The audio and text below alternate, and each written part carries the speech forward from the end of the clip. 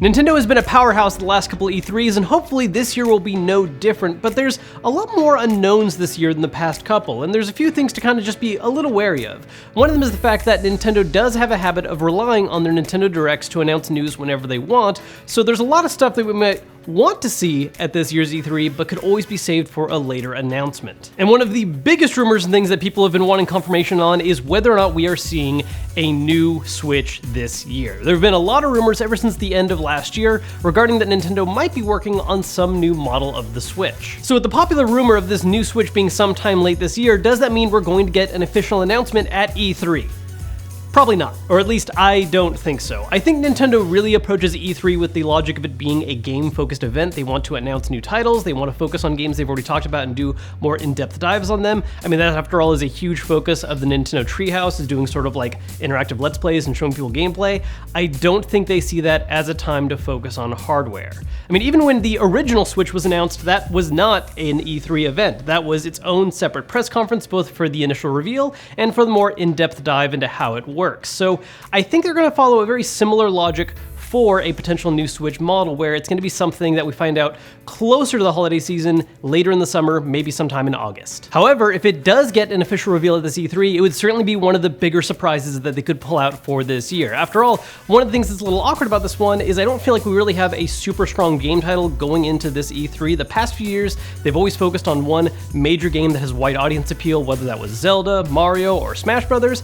This time around, we've got a lot of good games coming out, at least good franchises, but nothing that I feel like is an entire show winner. Fire Emblem's coming out just a couple months after E3, Pokemon is getting its own dedicated direct just before E3, and while Animal Crossing is an amazing game and I think going to be one of the stronger things they can focus on, it doesn't have quite the same huge appeal as those past titles. If Nintendo really wanted to come out this E3 swinging, I think definitely one of the strongest ways to do it, aside from a random resurrection of old game franchise, would be to confirm the concept of a Switch Mini, or even something that's further on the horizon. There are, after all, rumors of other more powerful Switch models or even a whole new system in development for some time in 2020, so if that news got confirmed, once again, big surprise. I don't think it's going to happen, but it'd be awesome. As for other non-game announcements that Nintendo could be making, there's some that I think are pretty likely and some not so much. On the unlikely side, there is of course their own service of Nintendo Switch Online, which the main purpose of right now is to play games online. Now, the added benefit of the service is you can play some select Nintendo games on your Switch, which is a cool little feature, but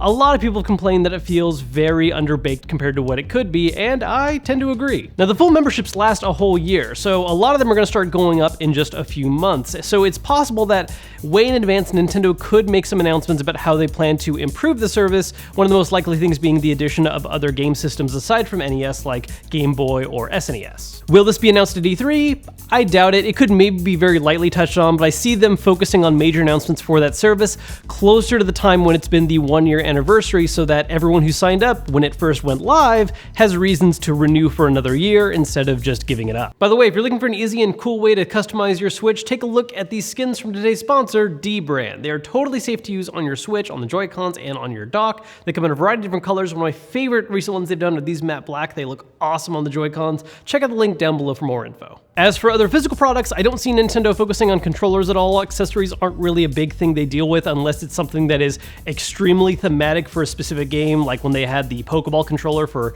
the last Pokemon Let's Go game. So if there was any kind of controller, it would be something tied into one of the upcoming titles, something weird for Animal Crossing even. I really doubt it though. However, what we will likely see is of course Nintendo's long-running and successful collectibles, Amiibo. It's been a habit of Nintendo to announce new Amiibo at each E3, usually tying into one of the games that they have announced for that year or for something that's coming out very soon. Again, we've got a lot of major titles on the way later this year, so it wouldn't be surprising to see some confirmed Amiibo designs for those titles, or even for something that they surprise announce at this E3. There's of course also Nintendo's foray into cardboard accessories with Nintendo Labo. I don't think we're going to see any brand new Labo kits. I think the big focus right now is on the VR set that was recently released, and if there's anything tied to Labo at all, it's going to be more software updates for other games, adding some kind of support for Labo VR. If there's going to be anything Labo related at all, that's where I see it going. I really don't think we're going to see any brand new kits. Of course, the big focus for Nintendo at E3 is the games, and there's a lot that could be talked about this year. Now, like I mentioned earlier, I feel like there's not one singular huge title like there was the past couple years, but we have a few really strong ones to choose from, including new Fire Emblem, new Pokemon, although that is getting its own Direct, and of course, Animal Crossing. One game that a lot of people are really hoping to see this year is Metroid Prime 4, and I'm just not sure that's actually going to happen this year. We did get an announcement that it was being pushed back earlier this year, so as a result, the chances of actually seeing any kind of real major update, I'm just skeptical. Now, there is the chance they might have something minor for it prepped. We might get some kind of update, or maybe hopefully even just some kind of other hype trailer, something that just shows a little bit of what the gameplay could look like, even if it's not final. But whether or not we see anything at all, it's just very much up in the air right now. Now, an interesting recent bit of news is that there's been kind of a leak regarding GameStop listing 21 SKUs for unannounced Switch games, most likely in anticipation of them being announced at E3.